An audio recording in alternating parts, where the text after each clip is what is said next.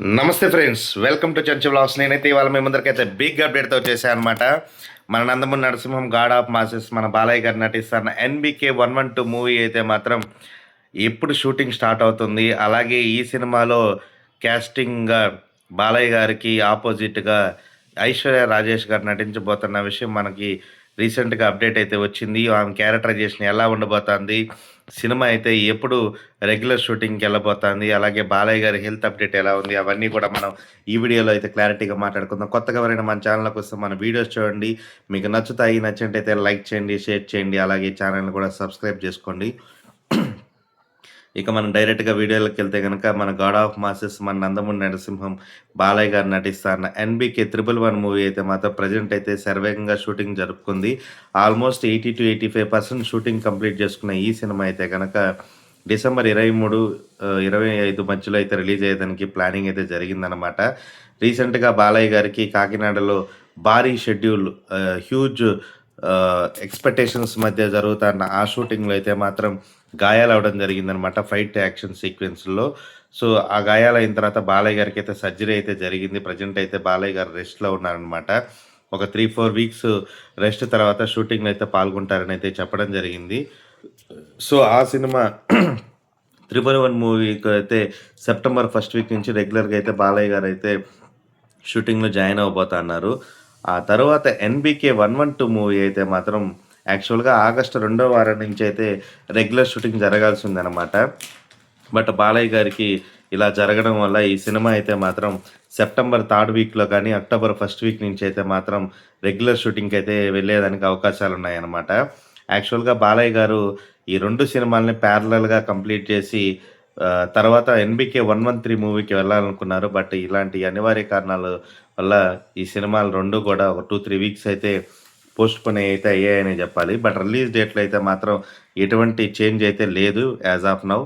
NBK 111 అయితే NBK December 23 ఆ పైన వస్తుంది. అలాగే ఎన్బికే 112 అయితే మాత్రం కొరటాల శివ గారు ఈసారి బాలయ్య గారిని సరికొత్త క్యారెక్టరైజేషన్ అయితే చూపించబోతున్నారు.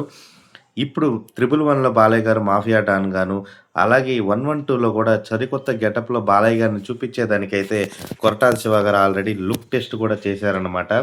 దానికి తగ్గట్టుగానే బాలయ్య గారి మేక్ ఓవర్ కానీ, అలాగే సినిమాలో క్యాస్టింగ్ కూడా కొత్తగా ప్రతి ఒక్కరిని కూడా కొత్తగా చూపించేదానికోసం కొరటాల శివ గారు అయితే మాత్రం స్టోరీ లైన్ని అవుట్ అండ్ అవుట్ మాస్ ఎంటర్టైన్మెంట్తో పాటు ఎప్పుడు కొరటాల శివ గారి సినిమాల్లో ఉండే ప్రజలకి ఇచ్చే ఒక సందేశం కానీ, అలాగే సెంటిమెంట్ సీన్స్ కానీ బాలయ్య గారిని మెప్పించే విధంగా స్టోరీ లైన్ అయితే రాయడం జరిగింది.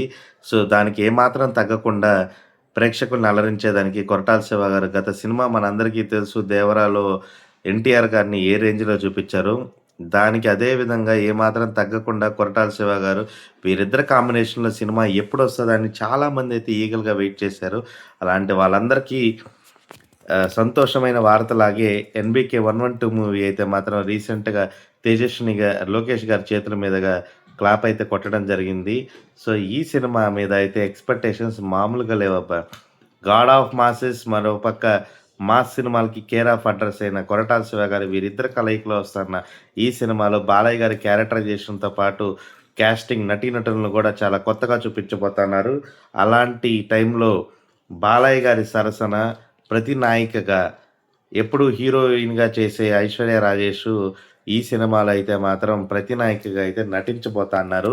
అదైతే అఫీషియల్గా అప్డేట్ రాకపోయినప్పటికీ మనకున్న సమాచారం ప్రకారం ఈమె ఈ సినిమాలో కీలకమైన రోలు, నెగిటివ్ షేడ్స్ ఉన్న రోల్ అయితే చేయబోతున్నారు.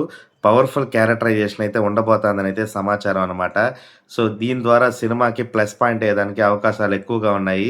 లాస్ట్ సినిమాలో కూడా చూసాము మనం, వీరసింహారెడ్డిలో తను చూపించిన విధానానికి అయితే హ్యాట్స్ ఆఫ్ అనేది చెప్పుకోవాలి. రాధిక గారి డాటర్, అలాగే శరత్ కుమార్ గారి డాటర్ని చూపించిన, వరలక్ష్మి గారిని చూపించిన విధానం అయితే ఫ్యాన్స్ అందరూ ఫిదా అయ్యారు. సో అలాంటి మరొక క్యారెక్టరైజేషన్ ఐశ్వర్య రాజేష్ గారికి కొరటాల శివ గారి రూపంలో రావడము ఇదొక ఆమె కెరీర్లో మైల్ రాయి లాగానే చెప్పుకోవాలి. ఇప్పటి వరకు హీరోయిన్గా చేస్తున్న తను నెగిటివ్ షేడ్స్ ఉన్న క్యారెక్టర్లో చేసి మెప్పించి ఫ్యాన్స్తో పాటు అలాగే సాటి సినీ ప్రేక్షకులను కూడా ఐశ్వర్య రాజేష్ గారి అభిమానులు కూడా కొత్తగా ఉండే విధంగా తనైతే ఈ క్యారెక్టరైజేషన్ చేయబోతోంది. సో ఇలాగా నటీనటుల ఎంపిక అంతా పూర్తయిపోయింది. ప్రీ ప్రొడక్షన్స్ వర్క్స్ కూడా అన్నీ పక్కాగా ప్లాన్ చేసుకుని సినిమా అయితే అక్టోబర్ ఫస్ట్ వీక్ నుంచి అయితే మాత్రం పట్టాలెక్కబోతోంది. దీని ద్వారా బాలయ్య గారు మరొక హ్యాట్రిక్ కొట్టేదానికైతే బలమైన పునాదులు వేశారనే చెప్పాలి. సో కొరటాల శివ గారి కాంబినేషన్ అంటేనే నెక్స్ట్ లెవెల్‌లో ఉంటదన్న సినిమా. దానికి తగ్గట్టుగానే బ్యాక్‌గ్రౌండ్ స్కోరు అనిరుద్ అయితే మ్యూజిక్ చేయబోతున్నారు. అనిరుద్ సౌత్ ఇండియాలో ఇప్పుడు దూసుకెళ్ళిపోతున్న మ్యూజిక్ డైరెక్టర్. అలాంటి మ్యూజిక్ డైరెక్టర్‌తో బాలయ్య గారికి ఏ రేంజ్ ఎలివేషన్స్ ఇస్తారో చూడాలి. సో వీరందరి కాంబినేషన్ కోసం మీరందరూ ఎలాగ ఎదురు చూస్తారు, నేను కూడా అలాగే ఎదురు చూస్తాను. మరిన్ని అప్డేట్స్ కోసం అయితే చెంచే బ్లాగ్స్ని లైక్ చేయండి, షేర్ చేయండి, సబ్స్క్రైబ్ మాత్రం చేసుకోక మర్చిపోకండి. అంతవరకు సెలవు. ఇట్లు మీ చెంచే blog signing off. Bye bye.